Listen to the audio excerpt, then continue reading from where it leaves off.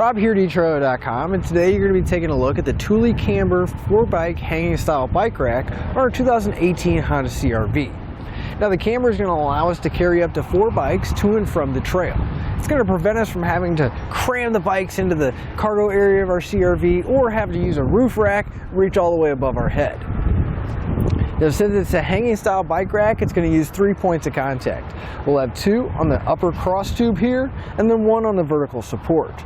The one on the vertical support is going to act as an anti-sway to prevent those bikes from swinging too much and making bike-to-bike contact. But we'll go ahead and remove our bikes so we can take a closer look. If we come to the lever here, we can press it in, and we can start feeding the straps out until they're completely out of that buckle.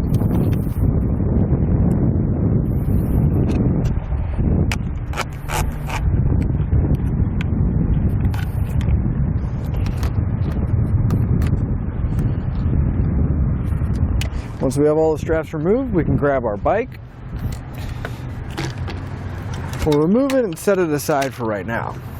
Now with the bike out of the way, we can really take a closer look at these cradles. We have a really nice material in there that's going to prevent any kind of scratches or abrasions on our bike, but also make sure it's held nice and secure in place. And the grooves in here are going to be for our brake cables or any other cables that we have running along the frame. That way they don't get damaged. You can see the straps are going to be really nice and flexible, really easy to work with. You can just simply put them into the buckle, start feeding it down and pulling. You can see it'll latch in and lock into place. I always like to replace them, that way they're not blowing around in the wind. Another really nice thing that Thule's done with the cradles is they actually spaced them 7 inches apart, which is going to give us an optimal spacing for our bikes, so we don't have to worry about fighting the handlebars, the seats, or the pedals, getting everything lined up. Now being able to transport 4 bikes securely is nice, but as you can see, we're adding quite a bit of distance to the back of our CRV, so I would like to give you some measurements.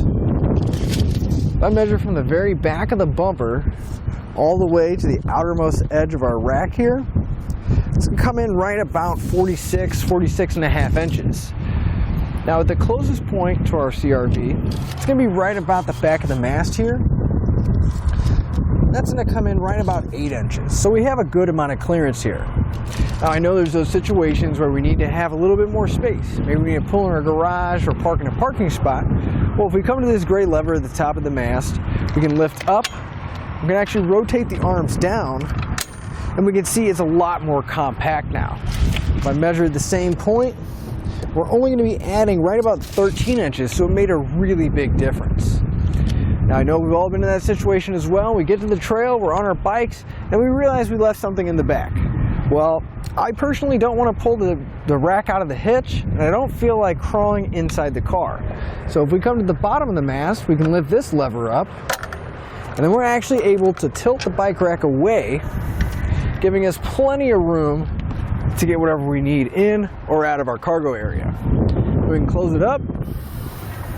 We'll just grab our bike rack, lift it back up, and we'll hear that audible click where it locks in place.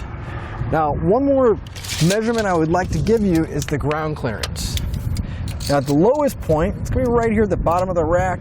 It's coming in right about 12 inches.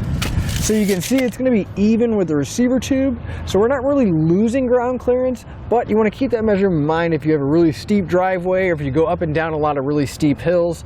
You want to be sure to keep an eye on that.